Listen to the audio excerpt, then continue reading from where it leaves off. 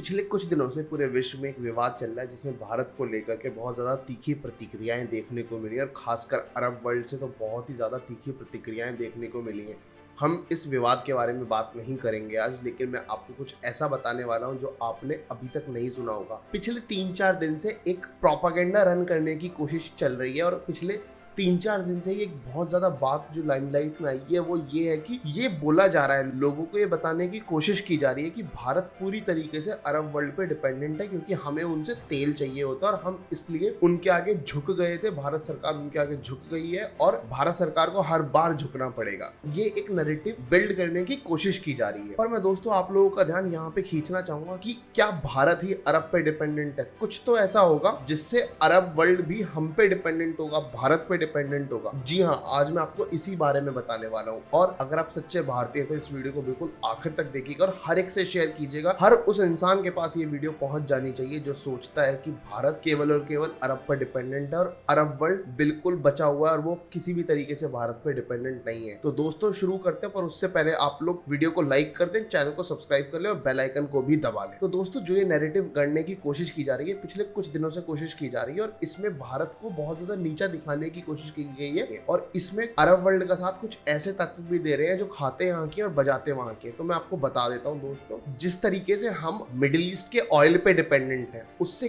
कई गुना ज्यादा middle east पूरी तरीके से हम पे डिपेंडेंट है। आपको याद होगा जब ये विवाद शुरू हुआ था तो सबसे पहले जो तीखी प्रतिक्रियाएं दी थी और सबसे ज्यादा कठोर प्रतिक्रियाएं देने वाले देशों का नाम जो था वो कतर, कुवैत और ईरान था। अब मैं आपको बता देता हूँ किस तरीके से भारत पे डिपेंड करते हैं। आपको याद होगा जब ये पूरा सिनेरियो चल रहा था, पूरा विवाद चल रहा था, तब भारत के उपराष्ट्रपति वेंकैया नायडू कतर के दौरे पे थे और कहा जा रहा था कि वहां पे उन्होंने दौरा किया है और वहां पे उनके लंच को भी अटेंड नहीं किया कतरी ने क्योंकि वो गुस्सा थे, जो कि एक तरीके से बिल्कुल फेक न्यूज है। पर अब मैं आपको बताता हूँ क्या हुआ है। जब तक वो दौरा कर रहे थे तब तक दौरा चला और उसके बाद जब वो वापस आने लगे तो कतर के गवर्नमेंट ने हमारे उपराष्ट्रपति से क्लियर अश्योरेंस लिया है, उनको बकायदा रोका है और उनको रोक करके अश्योरेंस लिया है कि आप कुछ भी कीजिएगा, भारत और कतर के रिश्तों को बनाए रखिए और प्लीज हमारी फूड सिक्योरिटी को प्लीज मेजर कीजिएगा। आई रिपोर्ट्स के अकॉर्डिंग ये बताया जा रहा है कि विश्व में आने वाले 2 साल अगले बहुत ही ज्यादा कठिन होने वाले क्योंकि पूरे विश्व के अंदर फूड को लेकर के एक बहुत बड़ा क्राइसिस पैदा होने वाला है। अब मैं बताता हूँ सबसे ज्यादा इम्पैक्ट इसका अरब वर्ल्ड पे कैसे पड़ेगा। अरब वर्ल्ड कुछ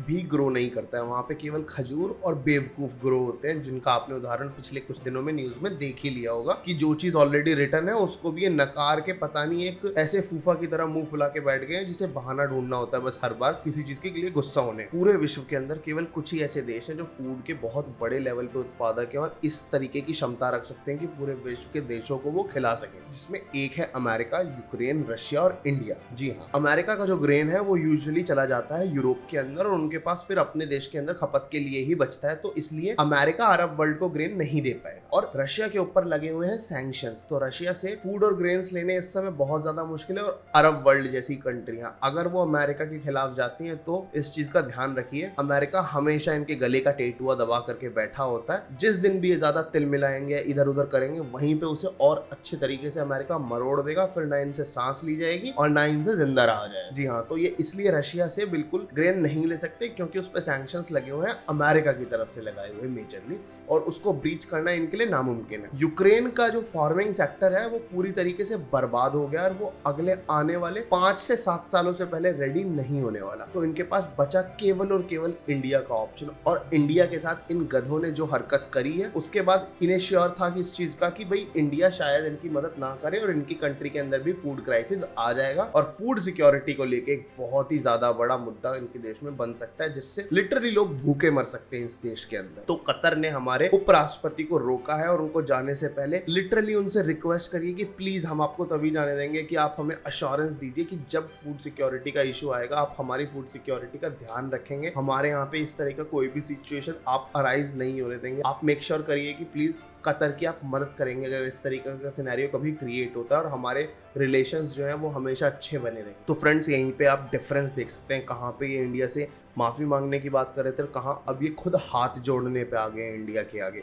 तो दोस्तों मैं आपको यही चीज़ बता दूं कि जिस तरीके से हमारे उपराष्ट्रपति ने उन्हें अश्योरेंस दिया और उनको बोला कि हाँ हम इस चीज़ का ध्यान रखेंगे, इसका जवाब तो आने वाला टाइम ही बताएगा। क्या भारत समय और मौका देख करके सटीक प्रहार करेगा और इस तरीके के जो इन्होंने छल किया है उसका बदला लेगा, या फिर भारत एक अच्छे दोस्त की भूमिका निभाएगा और इनकी उसी तरीके से बदस्तूर मदद जारी रखेगा जिस तरीके से अब तक हम करते आए हैं। तो दोस्तों आप देख सकते हैं यहाँ पे किस तरीके से पूरा मिडिल ईस्ट इंडिया पे डिपेंडेंट है और कतर का भारत के सामने गिड़गिड़ाना इस चीज को क्लियर दर्शाता है कि भारत के बिना ये लोग एक दिन भी सरवाइव नहीं कर सकते। और दोस्तों ये मैं आंकड़ों के हिसाब से बता रहा हूँ कि अगर भारत कल को इंडिया के फूड के एक्सपोर्ट्स बंद कर दे कतर के लिए तो Qatar within 1 week collapse कर जाएगा और कतर के अंदर बहुत ज्यादा बड़ा फूड संकट पैदा हो जाएगा और वहां पे लोगों को भुखमरी का सामना करना पड़ जाएगा। ये इंडिया अपने आप कर सकता है और बिना एक गोली फायर करे। तो इंडिया आज भी इतना दम रखता है और ये मैं होप करता हूँ कि वो लोग जो ये सोचते थे कि इंडिया पूरी तरीके से डिपेंडेंट है मिडिल ईस्ट के ऊपर, कतर के ऊपर,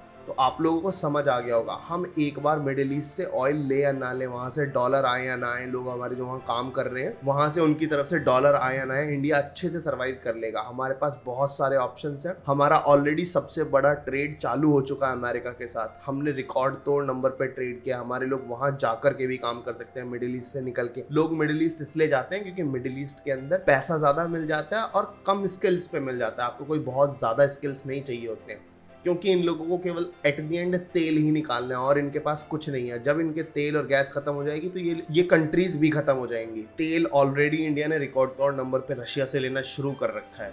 और अगर आपको इस बारे में जानना है कि हम कितना ऑयल रशिया से ले चुके हैं और किस तरीके से हमारा ऑयल इंपोर्ट बढ़ा है रशिया से, तो ये जो ऊपर टिकट आ रहा है आप इस पे क्लिक करके हमारी इस वीडियो को देख सकते हैं जिसमें हमने पूरी तरीके से एक्सप्लेन किया हुआ है कि रशिया के साथ इंडिया ने किस तरीके से और कितना गुना अपना तेल के अंदर इजाफा कर दिया रशिया से लेने में। तो दोस्तों आप लोगों को क्या लगता है, भारत को आने वाले समय में कतर जैसे देशों को फूड सिक्योरिटी प्रोवाइड करनी चाहिए या फिर इनके साथ वैसा ही किया जाना चाहिए जैसा ये कंट्रीज डिजर्व करती हैं? अपनी राय कमेंट करके बताना बिल्कुल ना भूलें। And thank you very much for watching this video. जय हिंद, वंदे मातरम।